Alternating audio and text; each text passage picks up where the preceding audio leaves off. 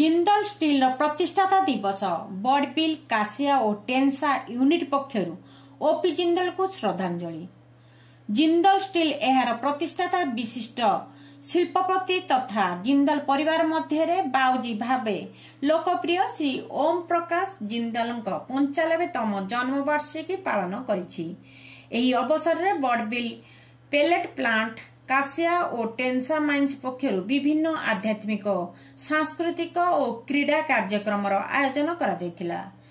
टेंसा unit रे मध्य township मंदिर रे पूजार्चना सह जन्मवार्षिकी पालित होइतिला।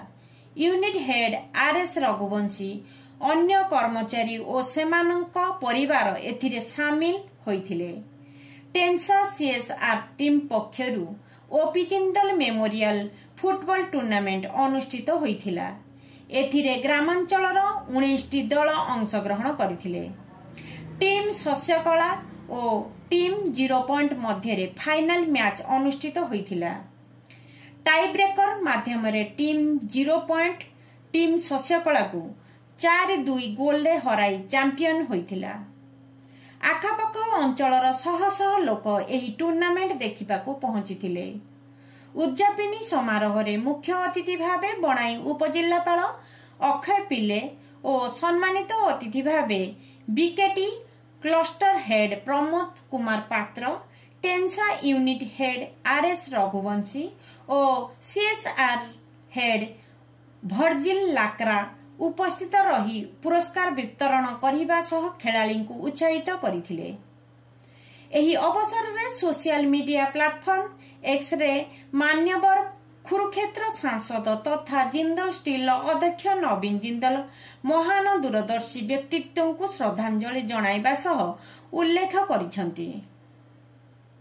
बाऊजी श्री ओम प्रकाश जिंदल जी केवल जणे महान शिल्पपति नथिले, से थिले जणे वास्तव कर्मयोगी, जनसेवक, सामाजिक संस्कारक और आत्मनिर्भर। भारत गठनर अग्रदूत तांकर चिंता मूल्यबोध नीति आमको आज भी मार्गदर्शन कराउछि। आज तांको जन्मवार्षिकी रे आमे हृदयरु श्रद्धांजलि जणाउछु। जिंदल फाउंडेशन पक्षरु विभिन्न कार्यक्रम आयोजित होइथिला। स्कूल छात्र छात्री मध्य तर्क, प्रश्नोत्तरी, चित्रांकन, प्रबंध लिखन प्रतियोगिता अनुष्ठित होइतिला। सोयाबाली स्थित जिंदल स्कूल प्रतिष्ठा दिवस महासमारोह रे पालित होइतिला। एही अवसर रे छात्र छात्री द्वारा चित्ताकर्षक सांस्कृतिक कार्यक्रम अनुष्ठित होइतिला। एही कार्यक्रम रे क्लस्टर हेड प्रमोद कुमार पात्र और बड़बिल यूनिट हेड पुरुषोत्तम एमडी 18 जन आंतर्जातिक उसु चैंपियन को संबर्धित करथिले। कासिया यूनिट पक्षरु आदिवासी विकास समितिर शताधिक छात्र छात्री को पोषण युक्त खाद्य प्रदान करा जायथिला। एही कार्यक्रम रे पद्मश्री तुलसी मुंडा, बीकेटी यूनिट हेड, एचआर मुख्य और सीएसआर मुख्य प्रमुख उपस्थित थिले।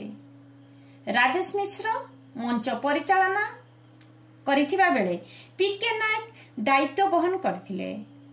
संजय कुमार, सोमनाथ मिश्र, रश्मि रंजन नायक, सीएसआर विभागर राजेश कुमार लेंका, राजीव उपाध्याय, प्रणव दास, संतोष कुमार साहू, धरणीधर साहू, केसी नायक, पीके बेहेरा, अविनाश लेंका, मनोहर महंत, नेहा डांग, जिंदल सुरक्षा कर्मी हेड बसंत कुमार महापात्र प्रमुख उपस्थित रही परिचालना करथिले।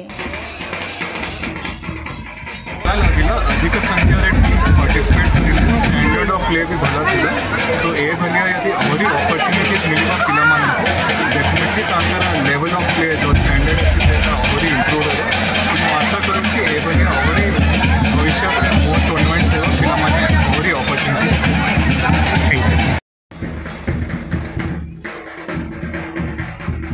टेंसारू समीर कुमार पाड़ी का रिपोर्ट, सुआसा टीवी।